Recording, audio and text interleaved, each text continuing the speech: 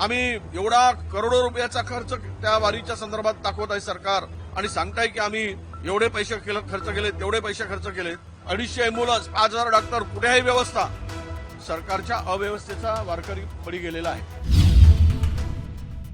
वारी सुरू असताना सरकार आणि आरोग्य मंत्र्यांचे ठिकठिकाणी मोठमोठे बॅनर होल्डिंग 5000 डॉक्टर 250 अँब्युलन्स सरकारने जो गाजावाजा केला या वारीचा फायदा उचलण्याचा जो प्रकार केलाय त्यामध्ये आज साहेबराव मगर हा परभणी जिल्ह्यातील वारकरी उलटी होऊन आणि उलटी झाली त्याला लॅट्रिन झाली आणि तो मृत्युमुखी पडला। डॉक्टर आणि तिथल्या लोकांनी रुग्णवाहिकेसाठी फोन केला, रुग्णवाहिका वेळेवर पोहोचली नाही। यांच्या 250 अँब्युलन्स आणि 5000 डॉक्टर कुठे होते माहीत नाही। सेवा करताना सगळे खासगी डॉक्टर तिकडे सेवा करत आहेत, परंतु या ठिकाणी मात्र रुग्णवाहिका नाही। आरोग्य मंत्र्यांचे आणि सगळ्यांचे मोठमोठे होल्डिंग लावलेत वारीचा राजकीय फायदा उचलण्यासाठी।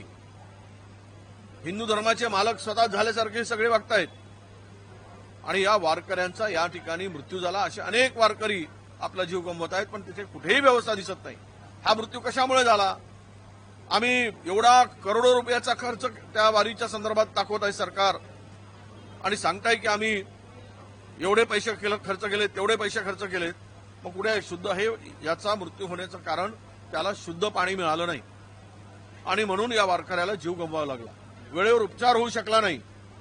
250 अँब्युलन्स 5000 डॉक्टर कुठेही व्यवस्था आणि म्हणून किमान या वारकऱ्याच्या संदर्भात सरकारची भूमिका, कारण हा सरकारच्या अव्यवस्थेचा वारकरी बळी गेलेला आहे, म्हणून सरकारने याची जबाबदारी घ्यावी आणि याच्या कुटुंबाला योग्य ते मदत करावी अशी आमची मागणी आहे। वारीवरून दोन पक्षांमध्ये सत्ताधारी दोन पक्षांमध्ये क्रेडिट वॉर सुरू झाल्याचं दिसून येतं का? कारण काल उपमुख्यमंत्री एकनाथ शिंदेही पोहोचले होते आणि आपत्कालीन व्यवस्था मंत्री गिरीश महाजन सुद्धा त्या ठिकाणी पोहोचलेले होते।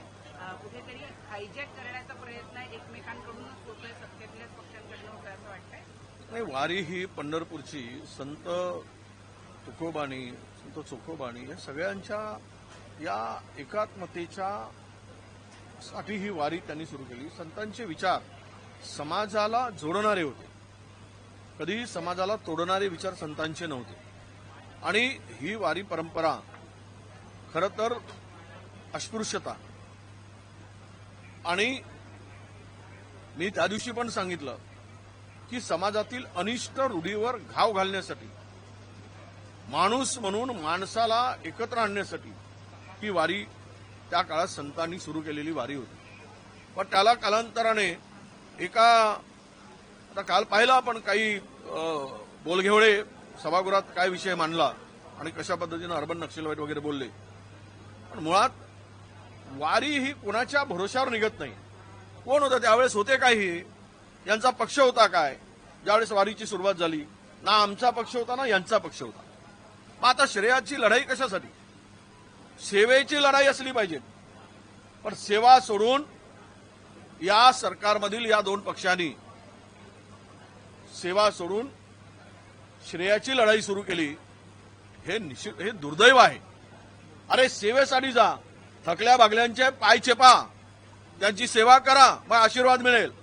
श्रेयासाठी लढाल तर खड्ड्यात जाल, हे लक्षात घेतलं पाहिजे। पण दुर्दैव आहे, मतांच्या लाचारीपणामुळे हे कुठल्या स्तरावर जाऊ शकतात याचं हे उदाहरण आहे। शेवटचा मुद्दा, मुंबई महानगरपालिकेतले जे उपनगर आहे, उपनगरातल्या 16 रुग्णालयांपैकी 12 रुग्णालयांचे आयसीयू हे खासगीकरणाचा प्रस्ताव आणलेला आहे आणि त्याला शासनानं मान्यता दिलेली आहे। आयसीयू सुद्धा आता खासगी संस्थांना चालवायला दिले जाणार नाही। हे सर्व हॉस्पिटल महाराष्ट्रातील पॉवर आणि हॉस्पिटल हे सरकारच्या अजेंड्यावरचे खाजगीकरणाचे विषय आहेत आणि या ठिकाणी गुजरातच्या उद्योगपतीसाठी पायघड्या घालण्याची याची सुरुवात आहे आणि हे सर्व त्यांच्या घशात घालण्याचं षडयंत्र सुरू झालेलं आहे। हे सगळे प्रायव्हेटायझेशन करा, त्यांच्या घशात घाला। सरकारने फक्त बघायची भूमिका करायची, सही करायची, मंत्रालयात यायचं, जे काही आपलं आहे ते मिळवायचं, अशी सरकारची भूमिका आहे। मला दुर्दैवानं सांगावं लागतं, एवढा मोठा बजेट 70-80 हजार कोटीचा बजेट जर मुंबई कॉर्पोरेशनचा असेल तर आयसीयूसाठी खाजगीकरणाची गरज काय? हे कशासाठी, कुणाच्या फायद्यासाठी, हे कुणाला पाठीशी घाला आणि कुणाला मिळवून देण्यासाठी आहे? हे खरं म्हणजे हे यांचं अपयश आहे. बीएमसीचं अपयश आहे पाप लपवण्यासाठी आणि विशिष्ट लोकांना त्यामध्ये एंट्री करण्यासाठी केलेला हा प्रयत्न आहे, असा आमचा स्पष्ट आरोप आहे.